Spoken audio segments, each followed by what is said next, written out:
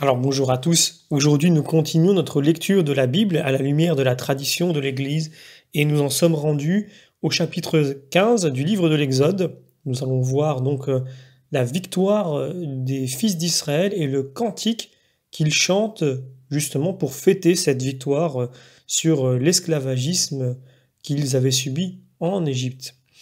Sans plus attendre, nous remercions les éditions Anne Siguier devenues Mediapol qui nous mis à notre disposition ces textes qui nous permettent de faire ces vidéos et nous nous remettons entre les mains du Seigneur.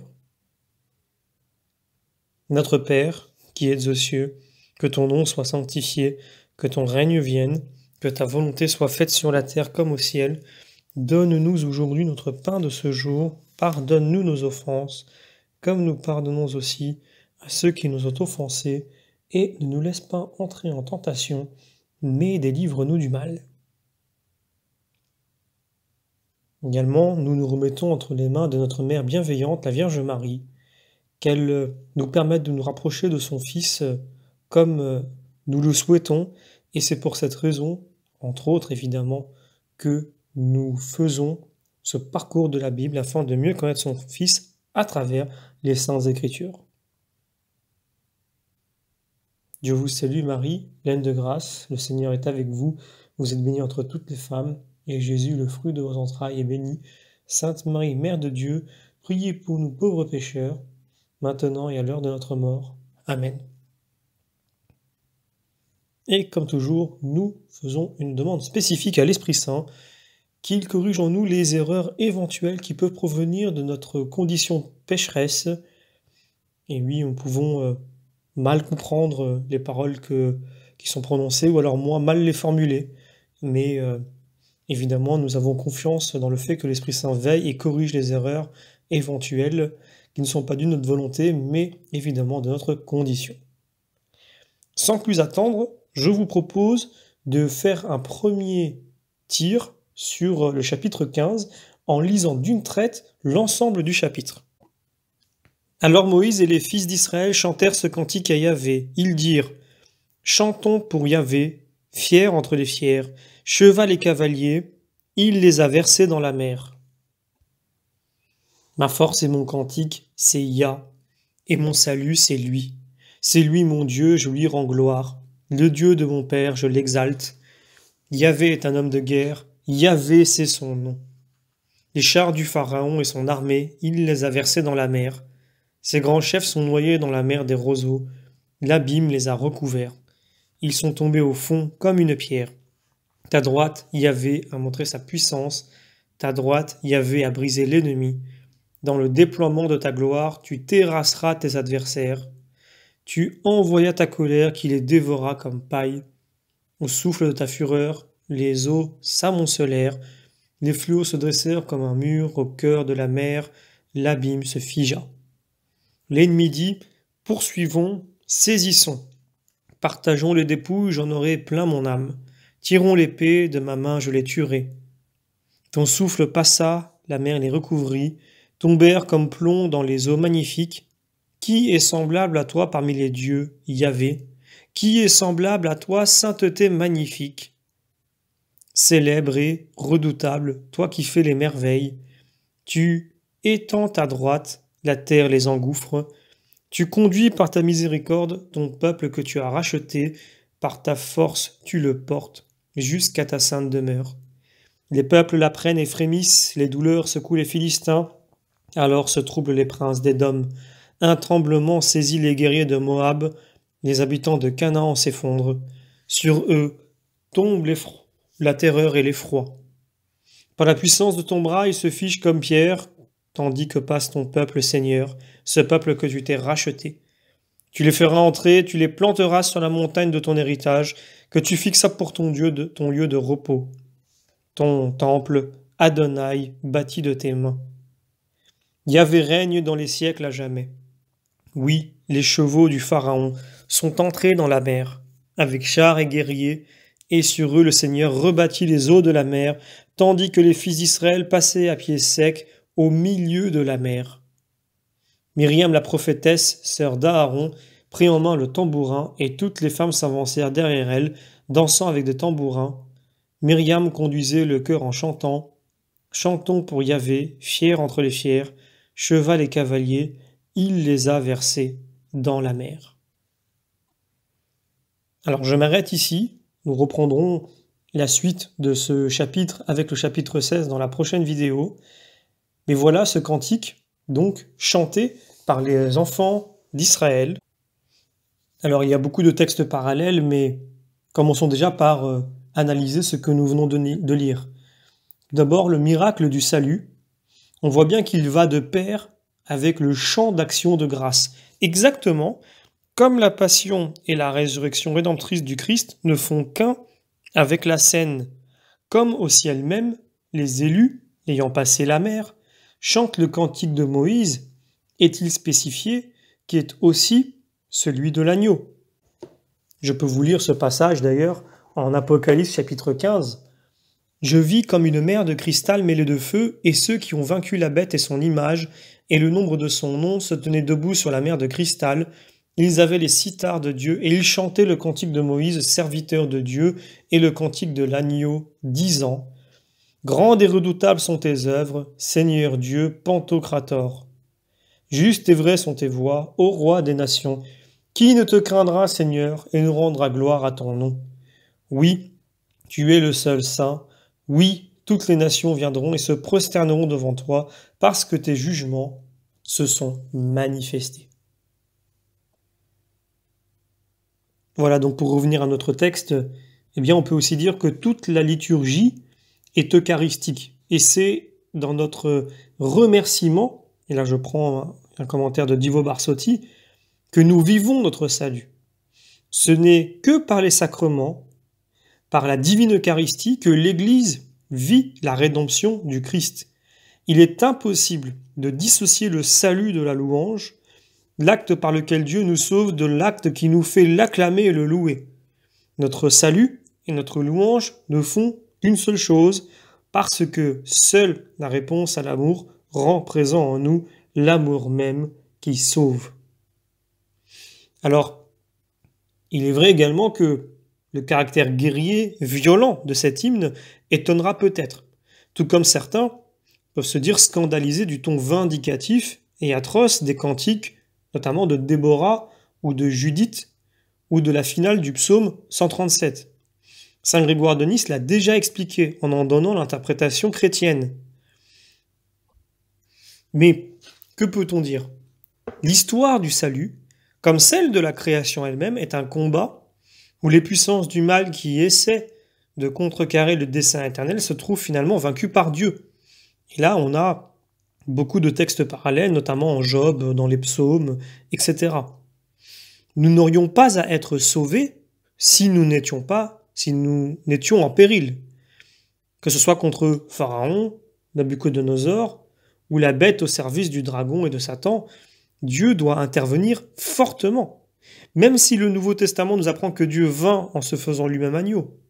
C'est un exemple contre nos violences humaines, mais c'est dire aussi qu'il s'agit bien d'une lutte à mort, et qu'on ne parle pas de mentalité d'Ancien Testament. L'Apocalypse n'est pas plus tendre que l'Exode pour les armées du malin. Il y a d'ailleurs référence implicite dans le verset 5 du chapitre 15 en Apocalypse 18-21, par le relais notamment de Jérémie 51-63, dont c'est la finale même. Je vais prendre maintenant un commentaire d'Origène, qui est assez long. C'est tiré de l'homélie numéro 6 sur le livre de l'Exode. Nous lisons dans les Écritures divines que bien des cantiques furent composés, mais le premier de tous est ce cantique que chanta le peuple de Dieu après sa victoire. Quand les Égyptiens et le Pharaon eurent été engloutis dans la mer, c'est l'habitude des saints, quand l'adversaire est vaincu, de chanter à Dieu une hymne d'action de grâce, car ils savent que la victoire est due non à leur vertu, mais à la grâce de Dieu. Tout en chantant, ils prennent en main le tambourin, comme on le rapporte de Marie, sœur de Moïse et d'Aaron. Et toi, si tu passes la mer Rouge, si tu vois les Égyptiens noyés dans la mer, et Pharaon précipité dans les profondeurs de l'abîme, tu peux, toi aussi, chanter à Dieu un hymne. Tu peux prononcer des paroles d'action de grâce et dire « Chantons le Seigneur ». Il s'est magnifiquement glorifié. Il a jeté dans la mer le cheval et le cavalier. Tu le diras mieux encore et plus dignement si tu tiens à la main le tambourin, c'est-à-dire si tu crucifies ta chair avec ses vices et ses convoitises, et si tu mortifies tes membres qui sont sur terre. Examinons ce texte. Chantons le Seigneur, il s'est magnifiquement glorifié. Comme s'il ne suffisait pas de dire, il s'est glorifié. L'Écriture ajoute magnifiquement glorifié.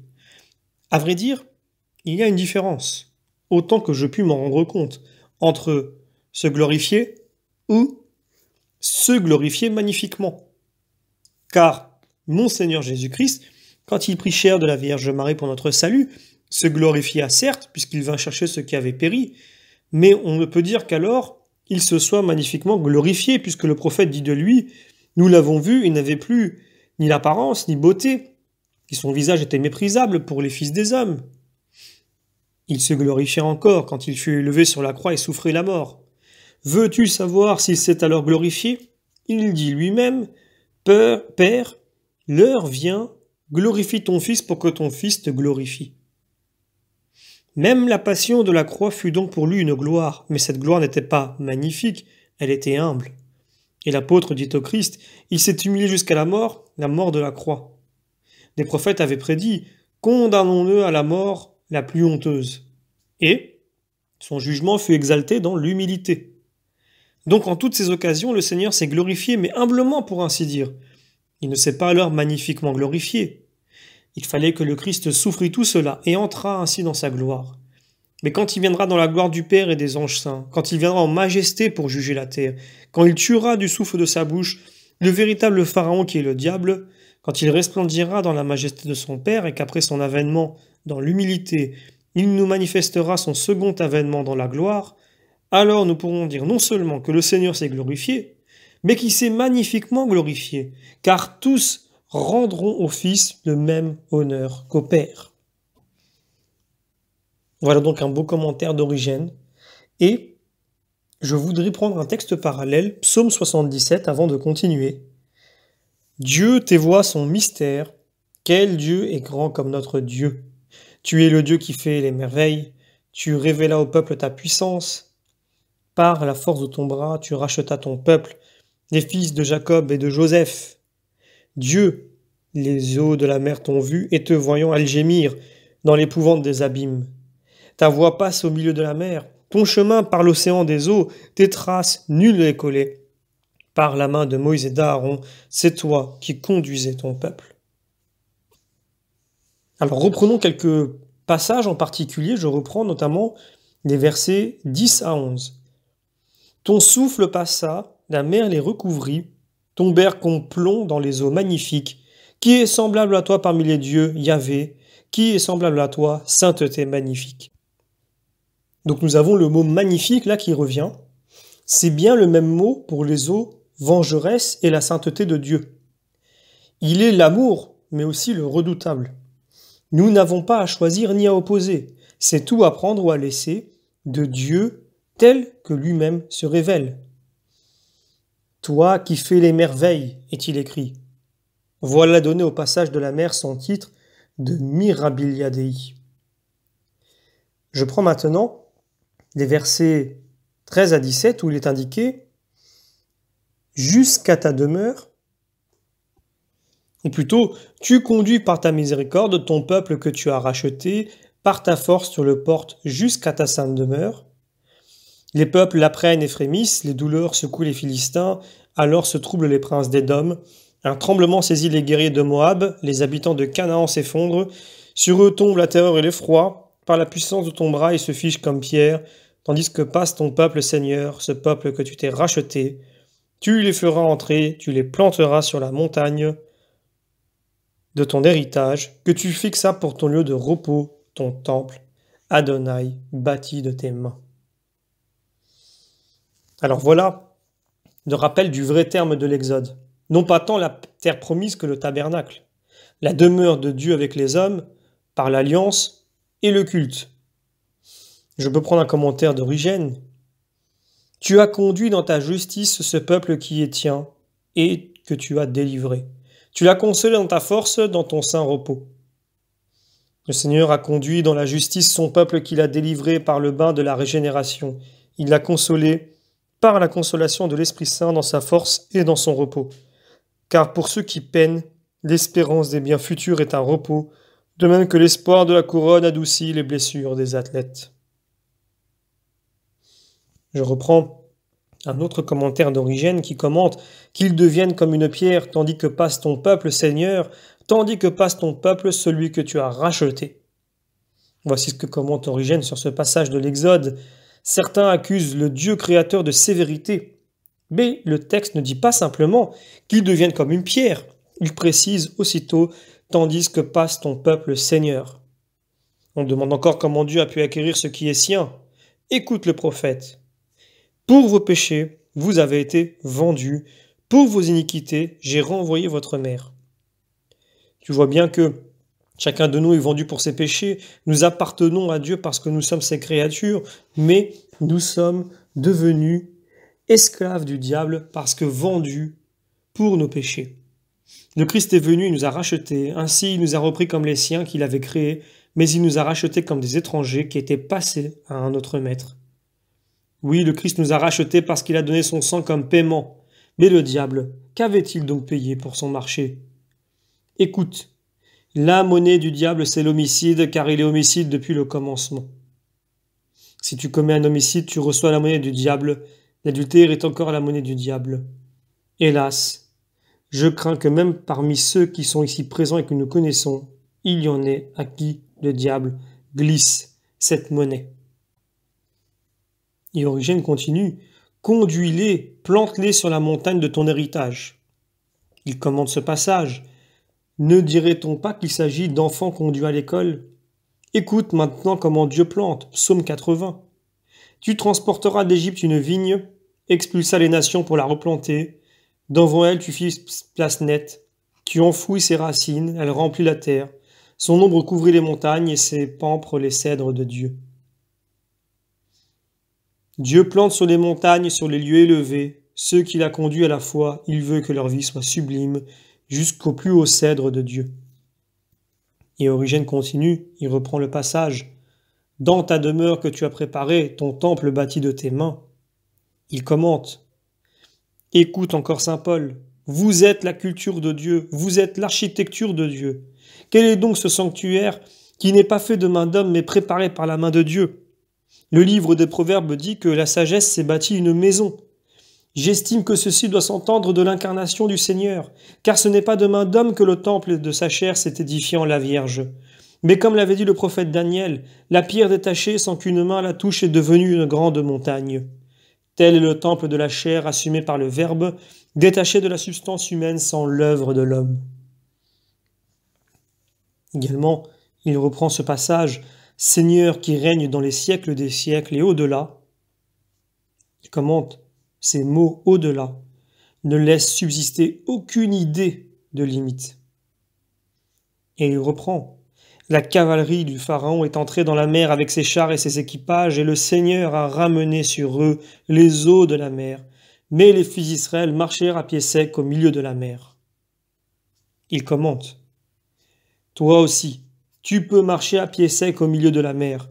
Quiconque suit le Christ et marche sur ses traces, les eaux deviennent pour lui un mur protecteur à droite et à gauche. Il ne dévie pas, mais débouche enfin sur la liberté et chante l'hymne de victoire. Chantez le Seigneur, il s'est glorifié magnifiquement. » Voilà, ce très beau commentaire d'Origène. J'aimerais prendre quelques textes parallèles et les croiser avec d'autres commentaires. Je vous propose de lire Isaïe, chapitre 63. « Alors Israël se souvint des temps antiques de Moïse, de son peuple. Où donc, disait-il, est celui qui les fit remonter de la mer avec le pasteur Moïse de son troupeau? Où est celui qui déposa en lui, Moïse, l'esprit de la sainteté? Où est celui dont le bras miraculeux les faisait marcher par la main droite de Moïse? Qui devant eux fendit les eaux pour se faire un nom jusqu'à la nuit des temps? Il les fit aller par le grand abîme comme un courrier au désert, et ils ne bronchèrent pas. Tels des bœufs descendant vers le Val, l'esprit de Yahvé les menait au lieu de repos. Oui, c'est ainsi que tu menas ton peuple, pour te faire un nom magnifique. Regarde du ciel et vois de ta demeure sainte et magnifique où est ta jalousie, où est ta vaillance, où le frémissement de ta tendresse. Ta compassion pour moi, tu la retiens. Mais c'est toi qui es notre Père. Abraham ne nous reconnaît pas, Israël ne se souvient plus de nous. Toi, Yahvé, tu es notre Père, notre Rédempteur, depuis toujours, c'est ton nom. Pourquoi nous jeter dans l'errance, Yahvé, loin de tes voies? Pourquoi endurcir nos cœurs, loin de ta crainte? Reviens, parce que nous sommes tes serviteurs, des tribus de ton héritage. Bien peu de temps, ton peuple saint a possédé l'héritage, ton sanctuaire, nos ennemis l'ont piétiné. Si loin que remonte le souvenir, tu n'agis plus comme notre roi, ton nom n'est plus invoqué sur nous. Ah, si tu voulais ouvrir les cieux, descendre, devant toi les montagnes fonderaient. Voilà donc, entre autres, un exemple du rappel de l'Exode comme espérance du nouvel Exode à venir avec la Pâque du Christ et l'esprit de la Pentecôte. On peut prendre un commentaire de saint Jérôme. Le Seigneur, qui de protecteur devient un adversaire pour le peuple juif et les combattit parce qu'ils avaient provoqué à la colère son esprit de sainteté, le Seigneur lui-même se souvint des jours antiques, de ce jour où Moïse dans le désert pria pour eux disant « Ou bien remets-leur ce péché, ou bien efface-moi du livre que tu as écrit. » Où est-il ce Moïse, ce pasteur des brebis, qui tant peina avec les autres pasteurs du troupeau, qui par sa prière obtint que l'Esprit de Dieu reposât dans le troupeau du Seigneur? Ou bien, devons-nous comprendre, où est-elle cette clémence du Seigneur, cette miséricorde si grande, qu'il daigna leur accorder même la grâce de l'Esprit Saint? Nous pouvons maintenant commenter un passage en particulier, le verset 12, où il est question du bras de Dieu. Où est celui dont le bras miraculeux les faisait marcher par la main droite de Moïse? Eh bien, ce bras de Dieu, il passe par la main ou l'acte de Moïse comme la parole de Dieu passe dans ce que redit son prophète. De même, saint Grégoire expliquera que si saint Benoît fut thaumaturge, c'est parce que la puissance du Christ passait par lui. Ce qu'un chapiteau de saint Benoît sur Loire exprime en ne mettant qu'un seul bras commun à Benoît et au Christ, qui apparaît entre lui et les religieuses miraculées. Nous sommes donc le corps et les membres du Christ. Je prends un dernier texte parallèle et je conclus ce commentaire du jour. C'est en Isaïe 43. « Ainsi parle Yahvé qui traça dans la mer une voie, un chemin dans les eaux puissantes, qui lança en avant les chars et les chevaux, toute une armée puissante, et ils se couchèrent pour ne plus se relever, s'éteignirent comme s'éteint une mèche. Ne faites plus mémoire des grands faits de jadis, ne vous attardez plus aux choses passées. Voici, moi je fais une chose nouvelle, elle perce déjà. La reconnaissez-vous pas? Oui, dans le désert je dispose une route et dans la steppe des torrents. » Alors, cette expression qui lança en avant, c'est aussi le verbe sortir. Même si pour les Égyptiens, donc là je reviens sur le texte d'origine, mais on retrouve cette expression dans le texte parallèle, et bien même si pour les Égyptiens cette sortie sera catastrophique, c'est la diversité des effets de l'unique providence divine. Il est également écrit « Ne vous attardez plus », au lieu de la traduction habituelle, « ne vous souvenez plus », qui serait contraire à la loi du souvenir. C'est plutôt le conseil des anges aux apôtres après l'ascension. Pourquoi rester à regarder vers l'événement passé, alors qu'il sera jusqu'à la fin des temps comme un aujourd'hui? Un appel constant à vivre le mystère pascal. Israël sera ainsi dans un entre-deux, entre premier et nouvel exode, annoncé par les prophètes et réalisé dans le Christ. Et les chrétiens sont eux aussi dans un nouvel entre-deux, entre premier et dernier avènement du Christ. Et nous retrouvons cette expression dans la steppe des torrents, qui peut aussi se traduire dans la steppe des sentiers. Même si cela accentue le parallélisme avec le stick précédent, l'image des eaux jaillissantes est plus parlante encore et complète mieux le sens, surtout si l'on met cette annonce du nouvel exode en parallèle avec le premier, où l'on va bientôt voir jaillir l'eau dans le désert au chapitre 17 de l'Exode. Et donc, pour donner la note finale et sur ce dernier commentaire, je vous donne donc d'ores et déjà rendez-vous pour la prochaine vidéo. Il sera question de l'épreuve du désert qui démarrera à partir du verset 22 de ce chapitre 15 que nous avons lu aujourd'hui et qui continuera jusqu'au verset 14 du chapitre 17, mais nous ferons probablement 2 vidéos séparées au minimum. Je vous remercie pour votre fidélité et vous dis à très bientôt.